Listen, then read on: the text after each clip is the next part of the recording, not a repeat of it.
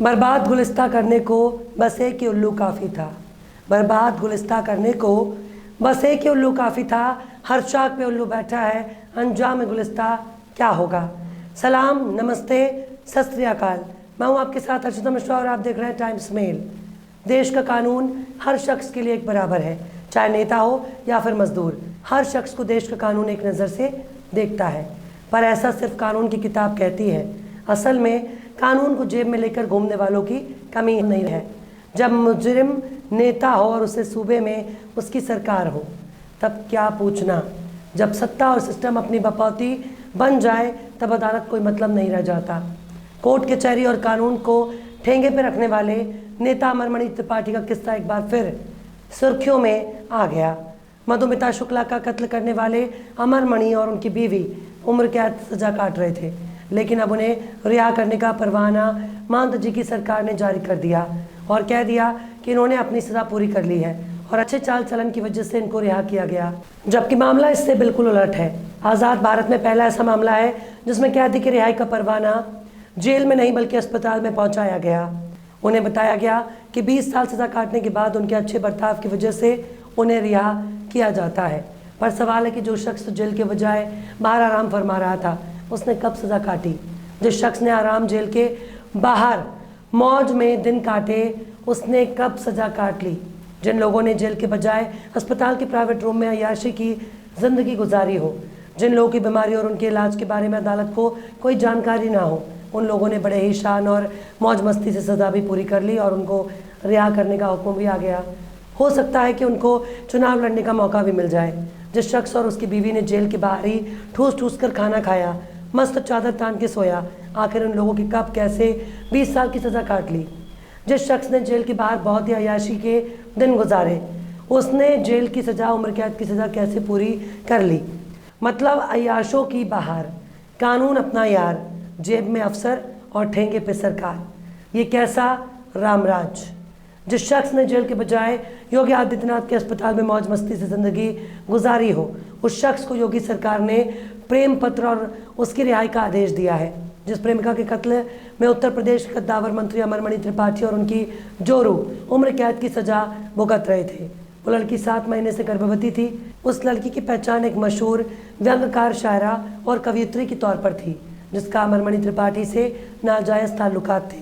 वो 2 बार गर्भवती हो चुकी थी और तीसरी बार जब मां बनने वाली थी, तब उसे गोली मारकर कत्ल कर दिया गया। और उस कत्ल के पीछे मायावती के कद्दावर मंत्री अमरमणि त्रिपाठी और उनकी बीवी मधुमणि त्रिपाठी का हाथ है। दबाव को धमकी, साजिश, फरेब, अय्यारी और मक्कारी की तमाम हदों को पार करने के बाद भी उनका गुनाह छिप नहीं सका और आखिरकार उन्हें उम्र कैद की सज़ा हो गई। देश की तमाम अदालतों ने इनके उम्र कैद की सज़ा को बरकरार रखा और अंत में जेल में बिना सज़ा बिताए ही उम्र कैद की सज़ा भी मुकम्मल कर ली। जब सरकार अपने फेवर में हो, तब अदालत की सज़ा भी मौज में तब्दील हो जाया करती है। यूपी सरकार के आदेश के हिसाब से अमरमणि और उनकी पत्नी ने 20 साल से ज़्यादा जेल में सज़ा काटी है, पर माननीय पूर्व विधायक और मंत्री जी की उम्र कैद का कुल जोड़ घटाव यह है कि 2013 यानी पिछले 10 साल में दोनों मियाँ बीवी सिर्फ 16 महीने ही जेल में रहे। पिछले 2 साल यानी 2021 से अब तक दोनों जेल गए ही नहीं।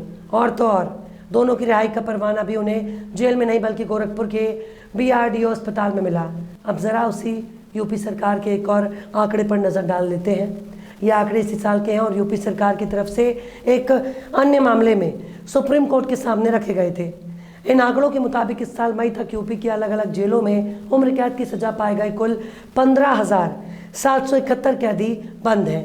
इनमें से 1958 कैदी ऐसे हैं जो 14 साल से ज़्यादा की सज़ा काट चुके हैं। सरकार की मेहरबानी केवल अमरमणि त्रिपाठी पर बनी है। अमरमणि ने साबित कर दिया, देश में कानून, अदालत, जेल और सज़ा को कैसे कोई ठेंगे पर रख सकता है।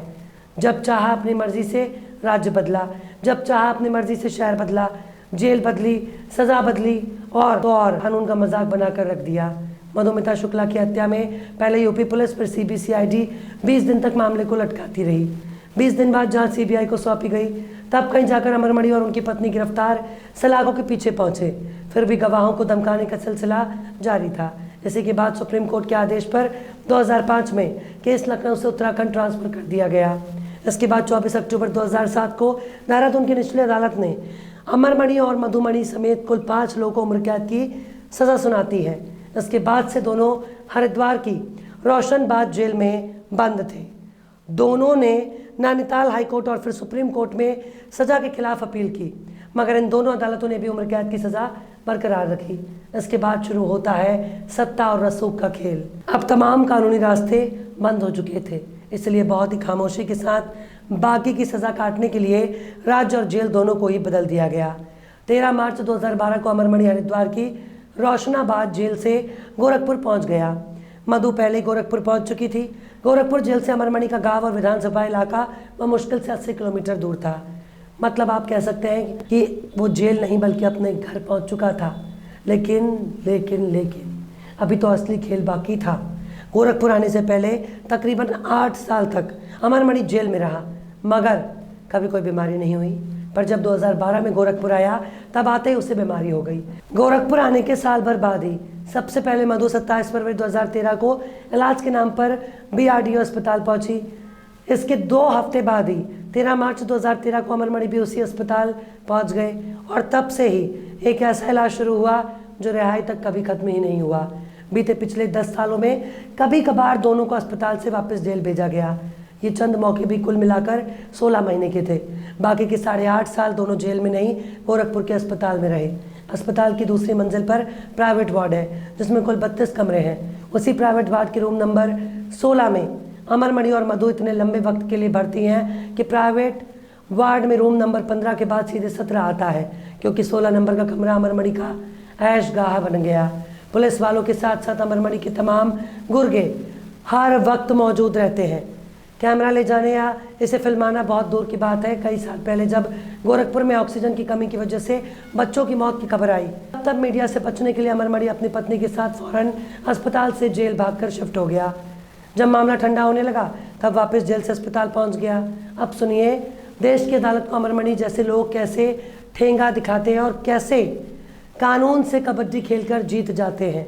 साल 2019 में अमरमणि की बेटी की सगाई दिल्ली में होने वाली थी, लेकिन सगाई में शामिल होने के लिए कोर्ट ने अमरमणि को पैरोल देने से मना कर दिया। अमरमणि ने सगाई में शामिल होने का दूसरा रास्ता अपनाया। उसने डॉक्टरों से मिली भगत कर इलाज के नाम पर दिल्ली में एम्स जाने की जुगाड़ बना ली।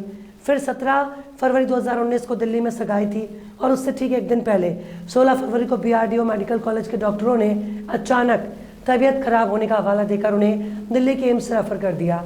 मतलब ये संजोग है या प्रयोग। 17 फरवरी को दिल्ली में बेटी की सगाई है और उससे ठीक एक दिन पहले अमरमणि को दिल्ली रेफर कर दिया गया। अब सवाल ये है कि आखिर मियाँ बीवी पिछले 10 सालों से 8.5 साल तक जेल के बजाय अस्पताल में रहकर किस बीमारी का इलाज करा रहे थे। तो आप जानकर हैरान हो जाएंगे कि दोनों की सही बीमारी की जानकारी आज तक किसी को नहीं दी गई, यहाँ तक कि अदालतों को भी नहीं। मियाँ बीवी की बीमारी को लेकर मधुमिता की बहन निधि शुक्ला ने कई बार कोर्ट में शिकायत की। ऐसी एक शिकायत पर अदालत ने मेडिकल कॉलेज प्रशासन से दोनों की बीमारी और इलाज की जानकारी मांगी, पर अस्पताल ने कोर्ट को जवाब ही नहीं भेजा। इस पर कोर्ट ने अस्पताल के 3 बड़े अफसरों और डॉक्टर को हटाने का आदेश दे दिया, लेकिन फिर भी अस्पताल ने दोनों की बीमारी की सच्चाई नहीं बताई। हालांकि दोनों की बीमारी की खबर अब तक जो बाहर आई है उसके मुताबिक अमरमणि मानसिक रूप से बीमार है। उन्हें नींद नहीं आती है तो सोते हुए डरावने सपने आते हैं।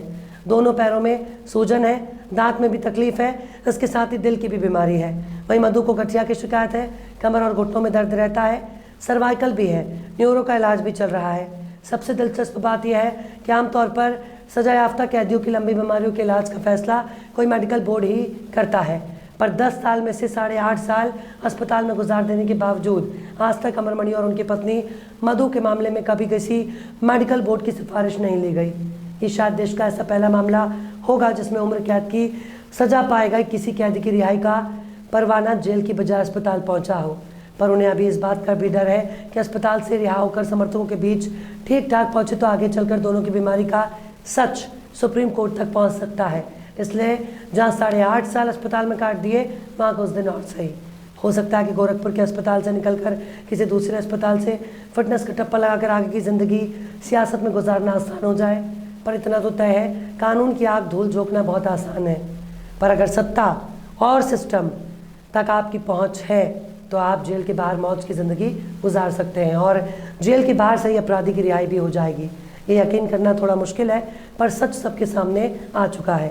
जेल के बाहर कैसे मलाई खाई जाती है, इस बारे में अमरमणि त्रिपाठी और रामराज के पुरोधाओं से पूछा जा सकता है।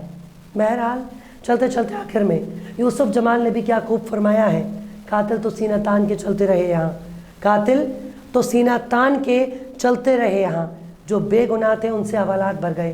फिलहाल इस वीडियो में बस इतना ही। ये वीडियो आपको कैसा लगा कमेंट बॉक्स में ज़रूर बताइएगा। वीडियो पसंद आए तो लाइक करें। हमारे वीडियो लिंक को फेसबुक, ट्विटर, व्हाट्सएप पर अपने रिश्तेदार यार दोस्तों को भी शेयर करें और बेबाक, निष्पक्ष, स्वतंत्र पत्रकारिता को सपोर्ट करने के लिए आप हमारे चैनल टाइम्स मेल को ज़रूर से सब्सक्राइब करें और हाँ, बेल आइकन की घंटी वाली बटन भी आप ज़रूर से दबा दें ताकि आपको हमारे आने वाले नए वीडियो की नोटिफिकेशन फ़ौरन ही मिल जाए। फिर मिलते हैं किसी और वीडियो में एक नई खबर के साथ। हर्षिता मिश्रा को दीजिए इजाज़त। जय हिंद। तो देख लिया आपने हमारे इस वीडियो को। हमें उम्मीद है कि आपने हमारे वीडियो को लाइक किया होगा और दूसरों को भी शेयर किया होगा। अगर अभी तक आपने हमारे चैनल टाइम्स मेल को सब्सक्राइब नहीं किया है तो जल्दी से सब्सक्राइब कर दें और बेल आइकन भी प्रेस कर दें।